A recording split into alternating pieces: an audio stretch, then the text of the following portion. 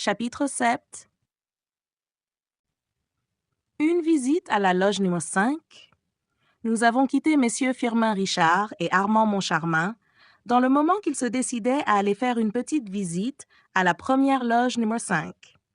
Ils ont laissé derrière eux le large escalier qui conduit du vestibule de l'administration à la scène et ses dépendances. Ils ont traversé la scène, le plateau. Ils sont entrés dans le théâtre par l'entrée des abonnés, puis dans la salle par le premier couloir à gauche. Ils se sont alors glissés entre les premiers rangs des fauteuils d'orchestre et ont regardé la première loge numéro 5.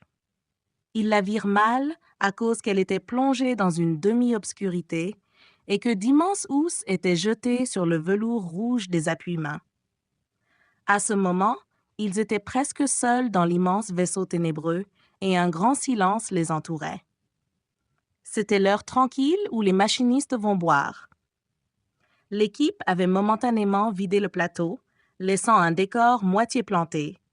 Quelques raies de lumière, une lumière blafarde, sinistre, qui semblait voler à un astre moribond, s'étaient insinuées, par on ne sait quelle ouverture, jusqu'à une vieille tour qui dressait ses créneaux en carton sur la scène.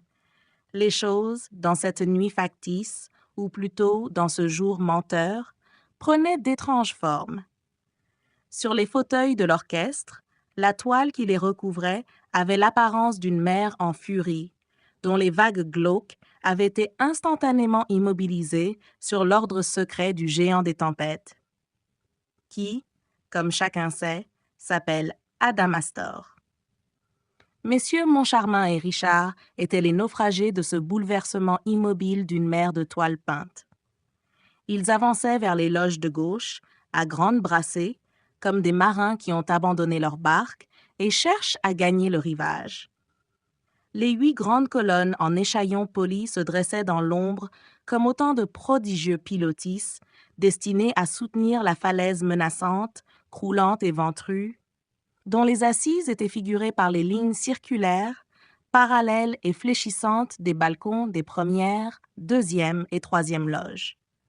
Du haut, tout en haut de la falaise, perdu dans le ciel de cuivre de M. Lenepveu, des figures grimaçaient, ricanaient, se moquaient, se gaussaient de l'inquiétude de messieurs Moncharmin et Richard.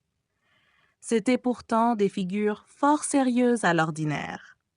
Elles s'appelaient Isis, Amphitrite, Hébé, Flore, Pandore, Psyché, Thétis, Pomone, Daphné, Clytie, Galatée, Aréthuse. Oui, Aréthuse elle-même et Pandore, que tout le monde connaît à cause de sa boîte, regardaient les 2 nouveaux directeurs de l'opéra qui avaient fini par s'accrocher à quelque épave et qui, de là, contemplaient en silence la première loge numéro 5. J'ai dit qu'ils étaient inquiets. Du moins, je le présume. Monsieur Moncharmin, en tout cas, avoue qu'il était impressionné.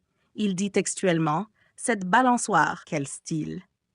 Du fantôme de l'opéra, sur laquelle on nous avait si gentiment fait monter depuis que nous avions pris la succession de messieurs Poligny et de Bienne, avait fini sans doute par troubler l'équilibre de mes facultés imaginatives et, à tout prendre, visuelles, car était-ce le décor exceptionnel dans lequel nous nous mouvions au centre d'un incroyable silence qui nous impressionna à ce point?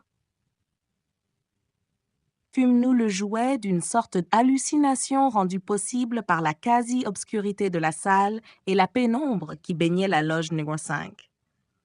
Car j'ai vu, et Richard aussi a vu, dans le même moment, une forme dans la loge numéro 5. Richard n'a rien dit, moi non plus du reste. Mais nous nous sommes pris la main d'un même geste. Puis, nous avons attendu quelques minutes ainsi, sans bouger, les yeux toujours fixés sur le même point. Mais la forme avait disparu. Alors, nous sommes sortis, et dans le couloir, nous nous sommes fait part de nos impressions, et nous avons parlé de la forme. Le malheur est que ma forme, à moi, n'était pas du tout la forme de Richard. Moi, j'avais vu comme une tête de mort qui était posée sur le rebord de la loge, tandis que Richard avait aperçu une forme de vieille femme qui ressemblait à la mère Giry. Si bien que nous vîmes que nous avions été réellement le jouet d'une illusion, et que nous courûmes sans plus tarder, et en riant comme des fous, à la première loge numéro 5, dans laquelle nous entrâmes et dans laquelle nous ne trouvâmes plus aucune forme. Et maintenant, nous voici dans la loge numéro 5. C'est une loge comme toutes les autres premières loges. En vérité, rien ne distingue cette loge de ses voisines. Messieurs Moncharmin et Richard, s'amusant ostensiblement et riant l'un de l'autre, remuaient les meubles de la loge, soulevaient les housses et les fauteuils, et examinaient en particulier celui sur lequel la voix avait l'habitude de s'asseoir. Mais ils constatèrent que c'était un honnête fauteuil, qui n'avait rien de magique.